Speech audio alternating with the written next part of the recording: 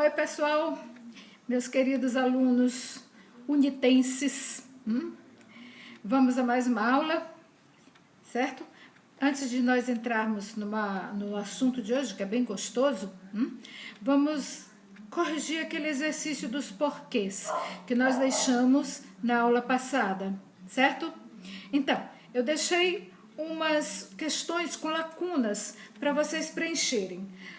Era um exercíciozinho para usar os porquês. Porquê junto, porquê separado, com acento, sem acento, né? Então vamos ver. Primeiro nós tínhamos uma pergunta. Por que vocês não viajaram? Ora, eu estou fazendo uma pergunta. Então eu já sei que eu vou usar o porquê separado, não é isso? O porquê está no início da pergunta? Sim. Então vai ser aquele porquê... no início da pergunta, separado, sem acento. Por que vocês não viajaram? Eu estou perguntando, certo? No início da pergunta, o porquê sem acento e separado. Aí veio a segunda frase, é a resposta a essa pergunta. Não viajamos porque ficamos sem dinheiro. Ora, não viajamos pois ficamos sem dinheiro. Se eu posso substituir esse porquê por pois, ele está explicando, está respondendo a uma pergunta, então é o porquê junto e sem acento. Estão acertando aí? Tá, vamos continuar. Aí vem a terceira pergunta, em que eu afirmo algo. Eu digo, já sei o porquê da sua ausência. Ou seja, já sei o motivo da sua ausência. Então, olha só, eu usei um artigo, o artigo o, antes desse porquê. Já sei o porquê da sua ausência. Então, é claro que eu vou usar esse porquê aqui, né? O porquê junto com acento. Ele é uma explicação e pode ser substituído pela palavra motivo ou razão, né? Já sei a razão, certo? Já sei o porquê. Ok? Aí, a quarta diz, José não fez o exercício, por quê? Mais uma pergunta. José não fez o exercício, por quê? Eu estou perguntando, só que o porquê está no final da pergunta. Então, eu vou usar o porquê separado, porque é pergunta, mas com acento. Não é isso, gente? Porque ele está no final da pergunta. Certinho? Aí, a quinta. Não sei por que motivo ele não veio. Ora, se eu estou dizendo não sei por que motivo ele não veio, é como se eu estivesse dizendo não sei por qual motivo ele não veio. Se eu usasse o por qual, eu não usaria separado? Não sei por qual motivo ele não veio. Então, eu uso o porquê separado, sem acento, porque ele equivale a por qual e termina sendo uma pergunta também, né, gente? Tanto que eu tenho escrito depois do porquê a palavra motivo. É como se eu estivesse perguntando indiretamente, não sei por qual motivo ele não veio, não sei por que motivo ele não veio, separado, sem acento. É uma pergunta indireta. É uma interrogação indireta. É aquela que a gente não quer perguntar diretamente, mas está doidinho para saber a resposta. Certo? Acertaram aí? Então, eu espero que vocês tenham respondido. É fácil, né, gente? E tenham acertado tudinho. Bom, hoje eu quero conversar com vocês sobre narrativa. O que é uma narrativa? É contar uma história. Um começo, meio e fim. Né? Uma narrativa, ela pode se dar de várias maneiras. Né? A gente tem romances, tem contos, né? Tem crônicas, tem fábulas, que são histórias fantásticas, tem lendas, tem apólogos, certo? Então, hoje a gente vai falar um pouquinho das lendas. Até porque vocês se lembram da nossa aula sobre a história da língua portuguesa, em que nós falamos sobre a contribuição indígena para o nosso patrimônio linguístico. E essa contribuição para o patrimônio linguístico, ela se deu em todos os meios de cultura que nós temos, né? Em toda a nossa cultura brasileira, nós temos, de uma forma muito forte, a presença do nosso indígena, do nosso índio, que é o nosso primeiro habitante, certo? Os índios criavam histórias para explicar as coisas, para explicar os fatos, né? Então, como surgiu o mundo? Eles tinham as suas histórias para explicar isso, né? E tudo que há no mundo, os seres humanos, as plantas, os animais, os astros que se vê lá no céu, né? Eles criavam histórias. E como são histórias que têm um pouco de fantástico, né? Uma coisa meio mágica e muito bonita, a gente chama essas histórias de lendas.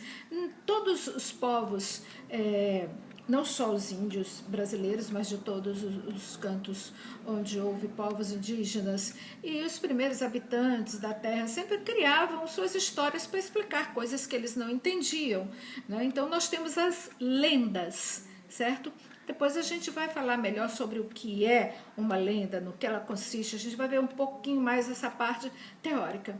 Hoje eu quero ler com vocês uma lenda, porque os nossos índios, né, eles tinham muita criatividade, muita imaginação. Conhecer essas lendas dos nossos índios é como entrar num mundo poético, mágico, né, que nos permite conhecer a riqueza da imaginação, da sensibilidade, da criatividade desse povo, né, que ajudou tanto a enriquecer a nossa cultura. Os índios contavam, né? Eles não registravam por escrito, mas eles contavam como era a sua explicação, contavam as suas histórias. E essas histórias eram passadas de pais para filhos, de geração em geração. E os escritores nossos registraram essas histórias e hoje as contam para quem quer conhecer esse universo lindo do nosso povo indígena, né? Então, eu vou ler uma história para vocês, uma lenda. Ela se chama Um Canto Encantador. E vocês vão ver no final o que ela explica, né? De repente, toda a aldeia começou a ouvir um som suave de flauta. Era uma melodia tão envolvente que até os animais pareciam prestar atenção. E todos já sabiam. Só podia ser Catuboré tocando sua flauta. Catuboré, o nome do índio. Catuboré era um jovem índio que sabia tocar flauta como ninguém. Não era bonito nem feio. Era um rapaz comum. Mas sua música parecia enfeitiçar as pessoas, principalmente as moças que suspiravam por ele. E entre todas as garotas que se apaixonaram por ele, havia uma chamada Mainá, que também era amada por Catuboré. Ninguém sabia, mas era para Mainá que ele criava suas mais lindas melodias. Ela era sua inspiração. É claro que esse amor terminou se revelando e toda a tribo ficou sabendo que Mainá era a musa inspiradora de Catuboró e marcaram o casamento dos dois, né? Finalmente foi marcado o dia do casamento dos dois jovens apaixonados. Uma grande alegria tomou conta da aldeia, pois ambos eram muito queridos por todos. Não muito distante da aldeia, havia um lago onde Catuboré costumava pescar sozinho. O lago ficava no meio de um bosque com grandes árvores que davam uma sombra muito agradável. Na verdade, ele gostava do silêncio do local e, enquanto pescava, sonhava com Mainá e sentia-se inspirado para compor suas músicas. Uns dias antes do casamento, lá foi ele pescar de manhãzinha. As horas foram passando. Chegou a tarde, chegou a noite e Catuboré não voltava. O vento frio da noite provocava arrepios. O medo de que alguma coisa ruim tivesse acontecido a Catuboré tomou conta de todos da aldeia. não só de Mainá, mas também de todos que gostavam muito do Catuboré e da sua música. Naquela noite, ninguém conseguiu dormir. Ficaram à espera de algum barulho que indicasse que o jovem índio estava de volta, mas nada se ouviu a não ser os sons dos animais noturnos. Assim que amanheceu, a tribo inteira foi procurar Catuboré. O primeiro lugar em que procuraram foi no lago onde ele costumava pescar, mas ele não estava lá. Os índios se espalharam pelas redondezas para tentar achá-lo. De repente ouviu-se um grito. Alguém tinha achado Catuboré. Todos correram. Na frente, desesperada e ansiosa, corria Mainá. Catuboré estava sentado no chão, encostado a uma árvore, com a flauta em uma das mãos. Parecia dormir, mas estava morto. Na perna, a marca de uma picada de cobra. Os índios se reuniram em torno do corpo morto de Catuboré. Mainá abraçava-se a ele chorando. As outras meninas da tribo também choravam, lamentando o triste destino do amigo querido. Catuboré foi enterrado numa cova ali mesmo no bosque, onde costumava compor suas lindas melodias. Quando a saudade doía mais fundo, Mainá e suas amigas iam até sua sepultura, chorar e recordar os momentos bons que ele tinha proporcionado a todos com a sua flauta. Ah, como seria maravilhoso ouvir novamente Catuboré tocar suas canções.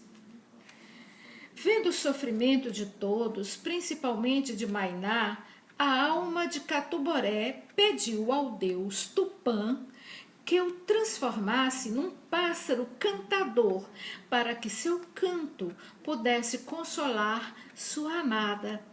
Não pedia para ser transformado num pássaro belo, vistoso.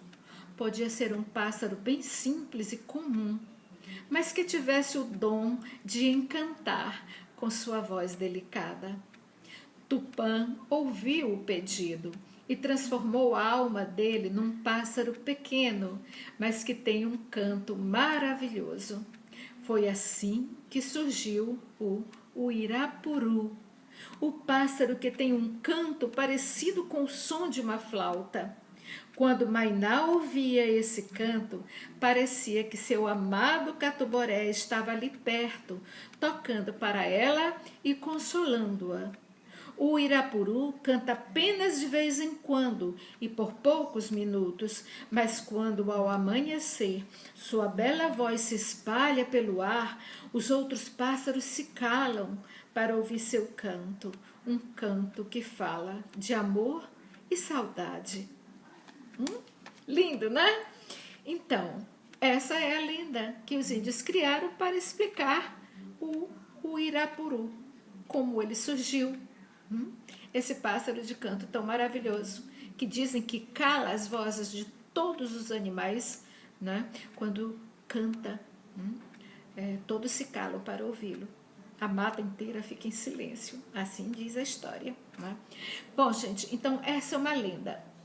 Há tantas lendas maravilhosas dos nossos índios e eu gostaria que vocês procurassem algumas e me dessem sugestões para ler essas lendas nas próximas aulas, certo? Nós vamos continuar falando do que é lenda e vamos continuar lendo algumas histórias maravilhosas, não só brasileiras, como de outros povos, para explicar as suas